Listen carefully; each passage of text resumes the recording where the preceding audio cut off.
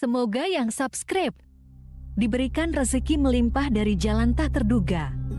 Dan yang like komen, dimudahkan jalannya menuju surga di hari akhir nanti. Siapa yang tak mendengar nama Qorun? Dia adalah seorang sosok kaya raya di zaman Nabi Musa yang namanya melegenda hingga sekarang. Kisahnya diabadikan dalam Al-Quran, bahkan menjadi peribahasa atau ungkapan di masyarakat guna menggambarkan seseorang yang mirip dengan tabiatnya atau menisbatkan harta yang ditemukan terpendam dalam tanah sebagai harta Qorun.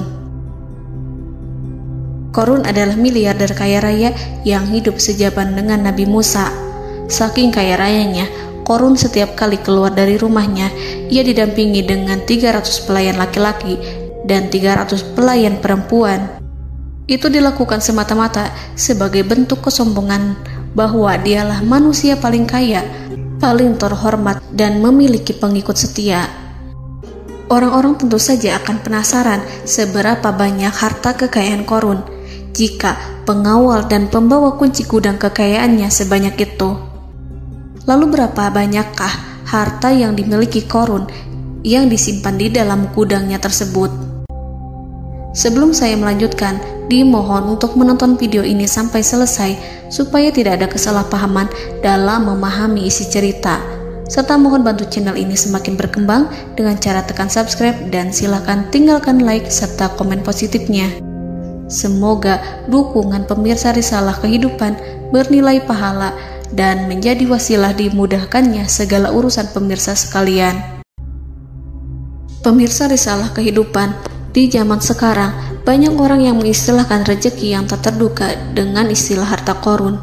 Lalu, dari manakah sumber harta kekayaan Qorun yang sangat luar biasa itu? Serta di manakah Qorun dan hartanya ditenggelamkan? Siapakah Qorun dan bagaimana kisahnya dengan Nabi Musa? Qorun merupakan kaum Nabi Musa alaihi salam. Disebutkan oleh Ibnu Jurayj, nama lengkap Qorun adalah Qorun ibnu Yashar, ibnu Qahis, ibnu Lawi, ibnu Yakub. Ia merupakan putra paman atau sepupu Nabi Musa alaihi salam. Pasalnya, Nabi Musa alaihi salam sendiri adalah putra Imran, sedangkan Imran adalah putra Qahis. Dengan kata lain, Qorun masih satu kakek dengan Nabi Musa alaihi salam, yakni kakek Qahis. Ia adalah umat Nabi Musa yang taat. Tidak hanya memiliki banyak harta, Qorun juga termasuk orang yang cerdas dan berilmu. Ia menguasai ilmu duniawi dan ilmu ukhrawi, dan tercatat bahwa Qorun adalah ahli di bidang kimia. Dirinya tercatat sebagai ahli kitab Taurat setelah Nabi Musa. Kepandaian Qorun dalam ilmu agama membuat dirinya sering disebut dengan ilmu nawir, atau orang yang memberi cahaya dan penerangan. Suaranya terkenal merdu dalam membaca kitab Taurat. Selain itu, Qorun juga lihai dalam berbisnis. Ia mengetahui trik investasi yang menguntungkan, serta jalur perdagangan internasional yang strategis di zamannya. Kekayaan Qorun begitu banyak, sebagaimana tercatat dalam surat Al-Qasas ayat 76. Sesungguhnya Qorun termasuk kaum Musa, tetapi dia berlaku aniaya terhadap mereka.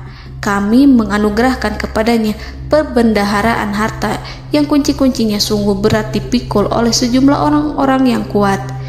Dalam riwayat Kaisamah disebutkan, kunci gudang kekayaan Qorun dibutuhkan 60 bigol atau sejenis kuda kecil. Ukuran kuncinya sebesar jari, bahannya terbuat dari kulit, dan setiap kunci digunakan untuk satu gudang. Maka keluarlah Qorun kepada kaumnya dalam kemegahannya.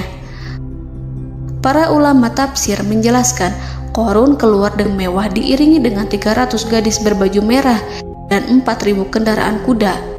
Tak heran, iring-iringan Qorun itu mengundang decak kagum mereka yang gandrung terhadap harta kekayaan, sebagaimana yang terekam dalam ayat Al-Quran. Moga-moga kiranya kita mempunyai seperti apa yang telah diberikan kepada Qorun.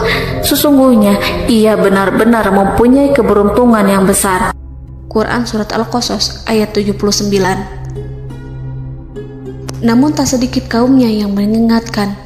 Ingatlah ketika kaumnya berkata kepadanya, "Janganlah engkau terlalu bangga, sesungguhnya Allah tidak menyukai orang-orang yang terlalu membanggakan diri," atau farihin.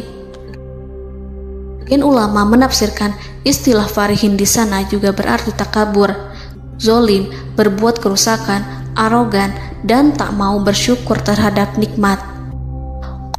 Mengenai dari mana asal-usul kekayaan Qorun, ada beberapa riwayat yang memberitahukan tentang asal-usul kekayaan Qorun. Sumber pertama menyebutkan bahwa jauh sebelum memiliki kekayaan, Qorun hanyalah seorang lelaki miskin yang tidak mampu menafkahi keluarganya. Anaknya sangat banyak. Lalu suatu ketika Qorun datang kepada Nabi Musa. Ia meminta Nabi Musa alaihissalam untuk mendoakannya agar Allah memberikan harta benda yang banyak. Qorun juga meminta Nabi Musa mengajarinya ilmu kimia dan ilmu-ilmu kehidupan lainnya. Qorun dikenal sebagai orang yang soleh dan mengikuti ajaran Ibrahim dengan baik, sehingga tanpa pikir panjang Nabi Musa alaihissalam menyetujui permintaannya. Allah Subhanahu wa Ta'ala mengabulkan doa Nabi Musa. Qorun diberikan kecerdasan luar biasa dan menguasai ilmu yang telah diajarkan kepadanya.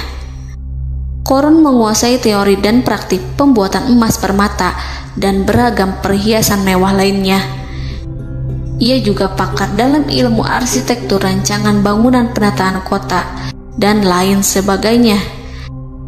Tidak lama setelah itu, hidupnya berubah. Qorun pun hidup dengan bergelimbang harta.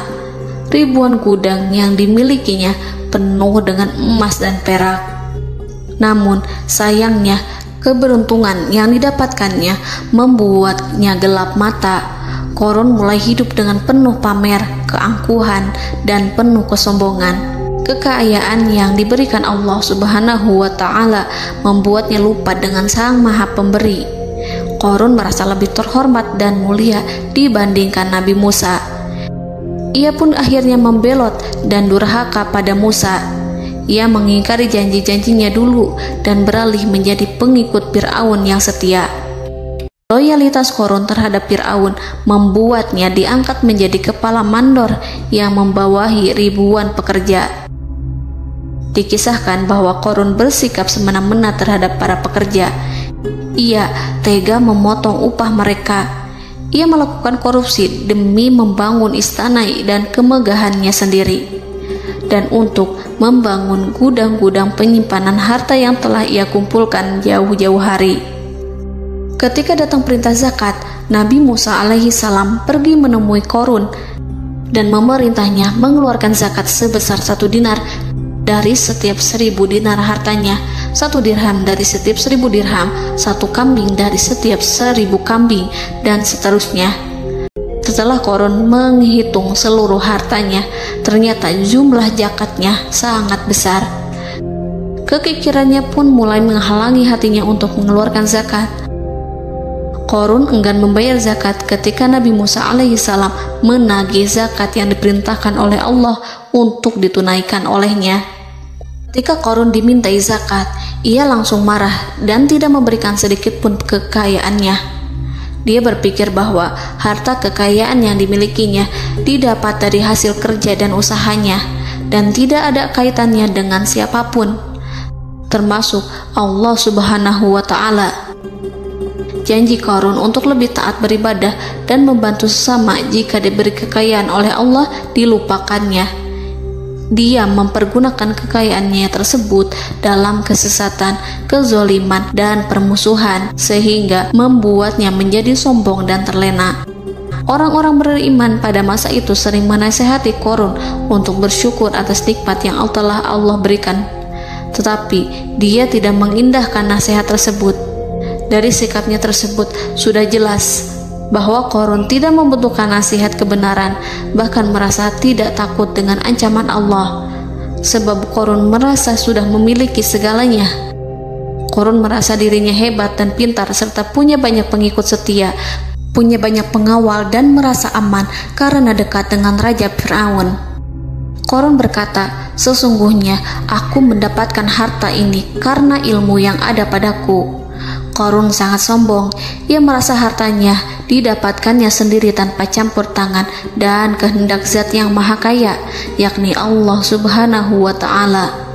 Apakah Korun lupa ataukah ia tidak tahu bahwa Allah telah membinasakan orang-orang sombong sebelumnya, yang bahkan lebih kuat darinya, yang lebih kaya darinya, yang lebih banyak pengawalannya, lebih kokoh dan tak terkalahkan dibanding dirinya?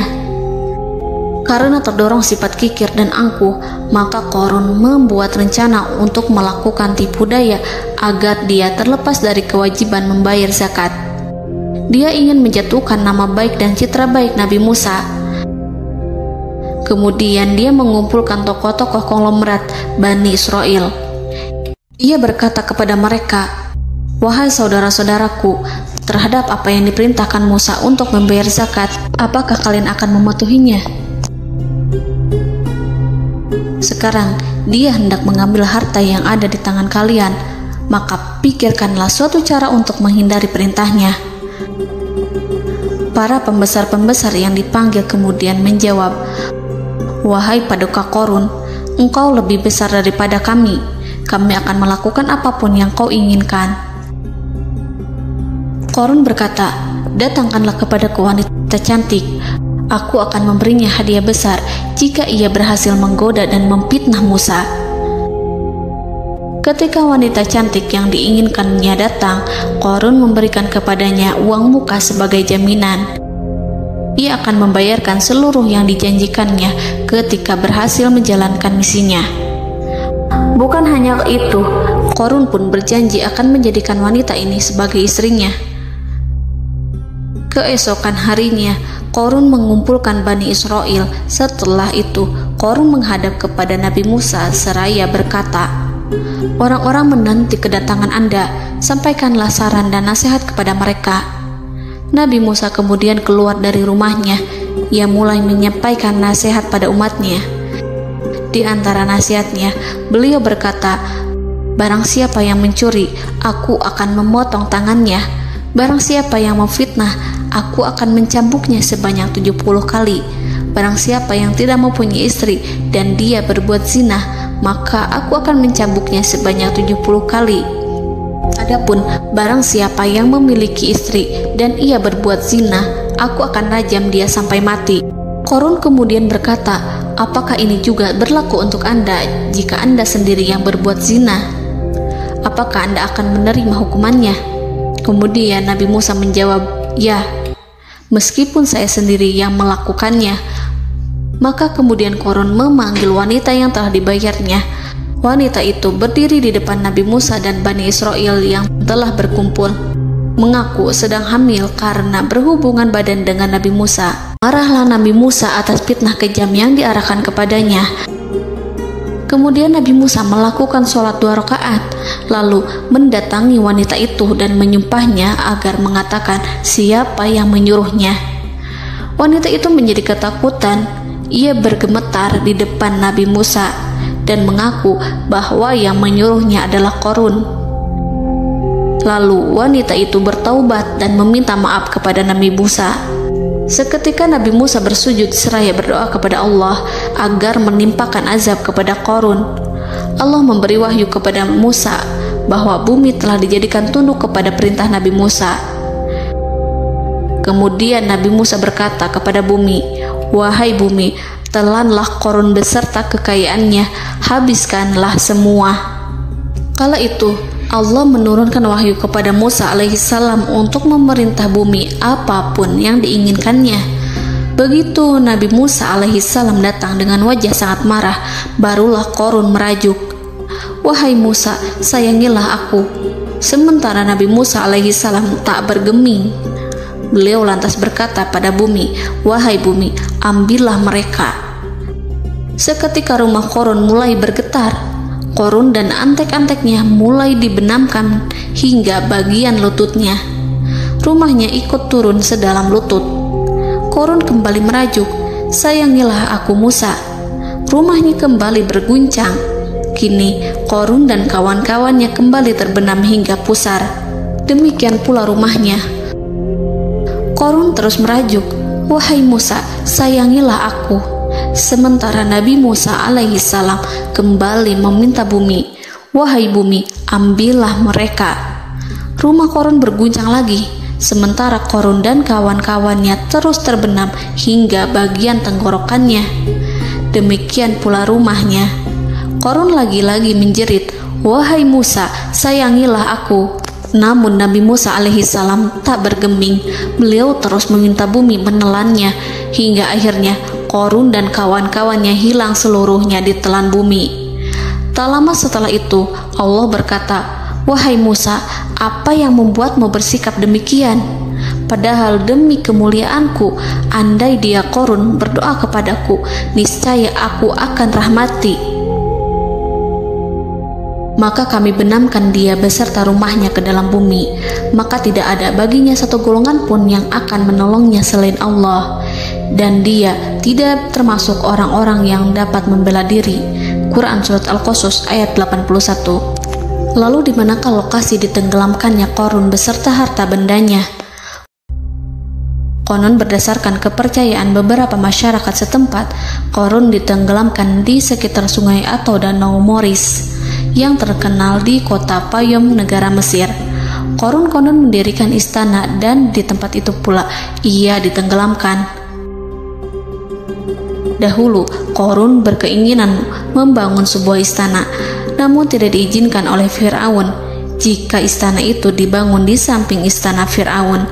Terlebih, Korun juga tidak ingin membangun istana di tengah pemukiman Bani Israel yang terletak di tanah Jasan. Fir'aun pun memberikan tanah di wilayah Fayom. Kemudian di tepi sungai Payom inilah Korun membangun istananya yang megah, dan di dalamnya ia membangun Al-Khunuj, gudang penyimpanan harta berisi emas dan perak. Salah satu bukti arkeologis yang dapat dijumpai di lokasi tersebut adalah runtuhan bangunan yang diduga sebagai tempat tinggal Korun yang berjarak sekitar 2 km dari Danau Korun. Menurut beberapa sumber, bangunan yang masih berdiri kokoh tersebut adalah benteng yang dibangun oleh Korun. Namun ada juga yang mengatakan bahwa bangunan tersebut adalah tempat tinggalnya. Wallahu a'lam. Semoga kita semua dijadikan orang yang Allah mampukan menjadi orang kaya namun tidak seperti Korun,